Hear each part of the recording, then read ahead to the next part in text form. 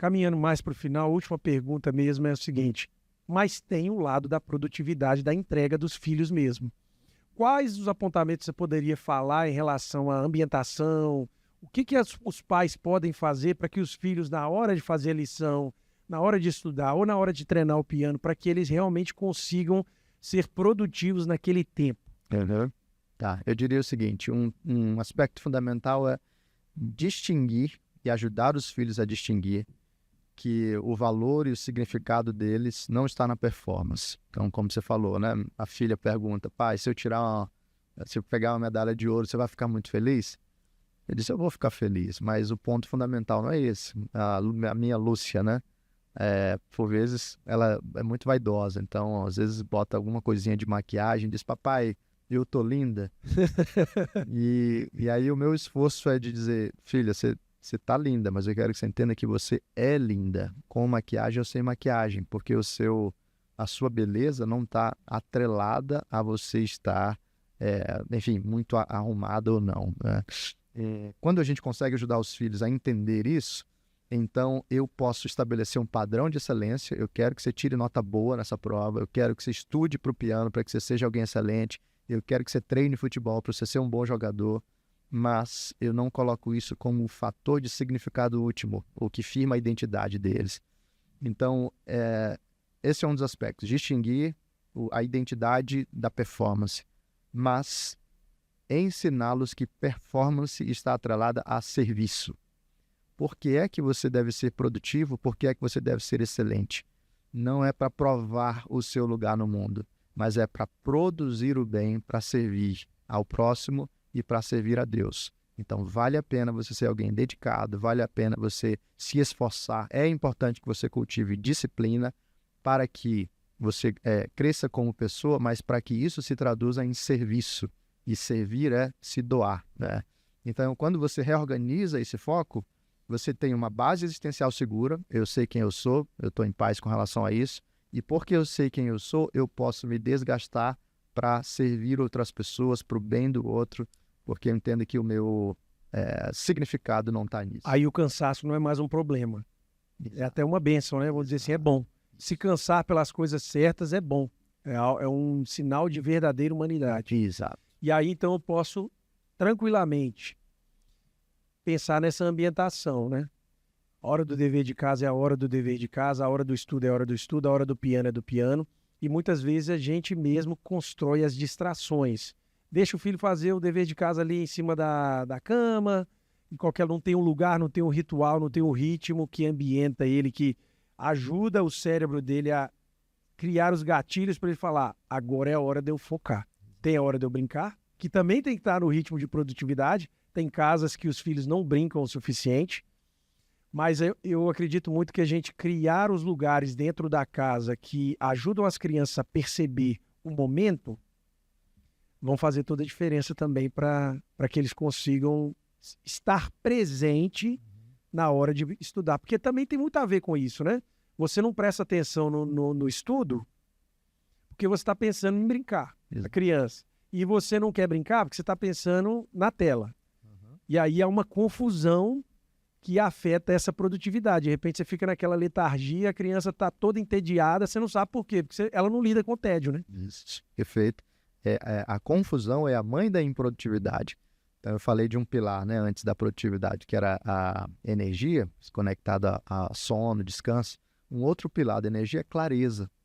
Então, você, quando tem clareza sobre o que precisa ser feito, e também quando você tem rotinas e lugares bem definidos, você ajuda o seu filho a desenvolver a clareza suficiente para que ele saiba que nessa hora e nesse lugar ele tem que se dedicar aos estudos, nessa hora e nesse lugar ele tem que se dedicar ao piano, nessa hora e nesse lugar ele tem que visitar a sua avó e ter tempo com ela, nessa hora, nesse lugar, ele tem o tempo de lazer e de brincar. Claro, nem sempre a vida é organizadinha, mas você consegue crescer nesse sentido e assim permitir que seu filho tenha clareza com relação a essas coisas. É melhor se adaptar do que não ter, do que viver o caos, né? Perfeitamente. Aí, dica simples, né? Pega um lugar da casa lá, coloca um quadrinho que a criança veja, que ela comece a ser despertada para entender o tempo disponível que ela tem, para você também não ficar aquele tempo todo dando comandos, Exato. ela mesma começa a ser mais autônoma, não é isso? Isso. A minha esposa, a Ivonete, comprou um quadrinho que é uma lista de tarefas para crianças. Comprou na Shopee, uma coisinha bem baratinha. E aí ela fez as imagens, tomar banho, fazer a sua devocional, limpar o seu quarto. E aí virou uma brincadeira para as crianças, porque elas olham o quadrinho todos os dias, aí elas marcam, tem um botãozinho, você vai para o lado, né, e marca. Você foi cumprindo as tarefas, respeitou cada momento. Então, pequenas coisas assim vão ajudando.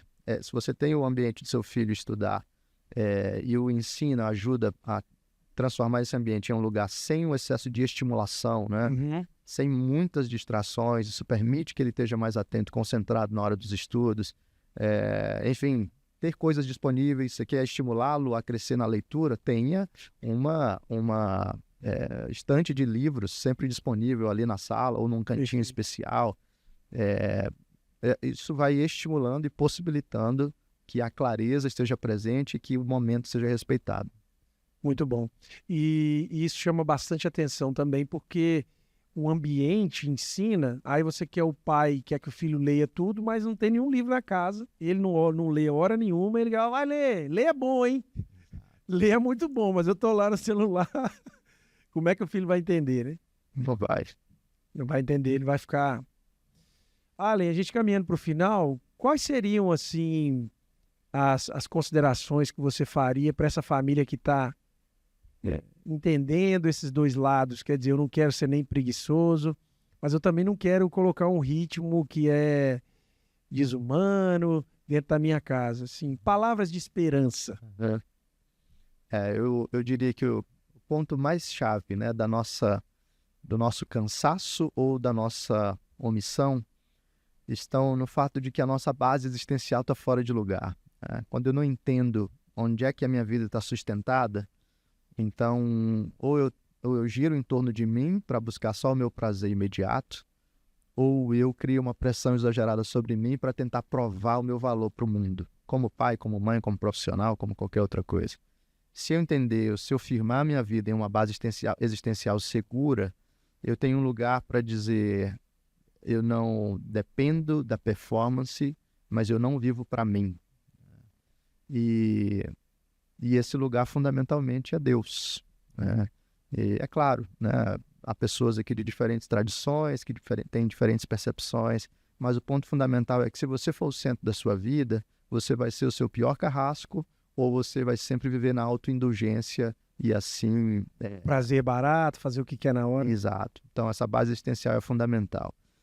Eventualmente todos nós entramos em desordem, em desalinhamento, mas com paciência, com persistência e com consistência a gente pode ir experimentando transformações significativas que vão produzir muito bem para a nossa vida e muito bem para a nossa família. Então, persevere, né? Seja firme, seja criativo e dê tempo ao tempo, devagar, mas sempre você vai caminhando para que novos hábitos e novas culturas sejam estabelecidas dentro da sua vida familiar. Você vai ver que vale a pena. Quando você entende esse propósito, até o que eu queria ter falado antes, esqueci, mas lembrei.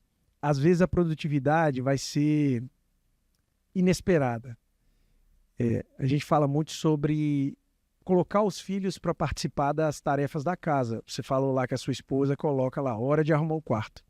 E muitas vezes, se você está só pensando em produtividade e rapidez, é até pior colocar o filho, porque vai demorar mais, ele não vai fazer um trabalho perfeito. Exato.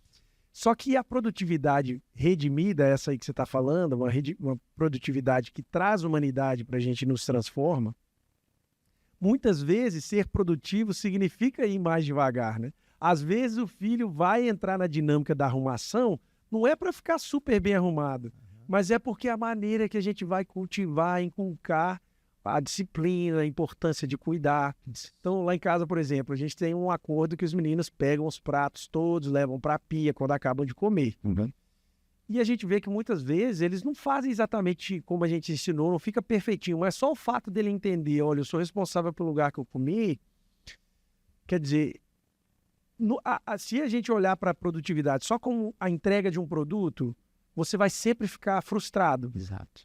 Então, acho que o mais precioso aí que você falou dessa última vez, que eu pude conectar aqui, é isso. não é só a eficiência. Eficiência do quê? Nós estamos fazendo o quê enquanto pais e mães? O que verdadeiramente é eficiente nesse caso é demorar um pouquinho mais e ver que um filho está sendo ensinado a participar, a carregar. Isso aí.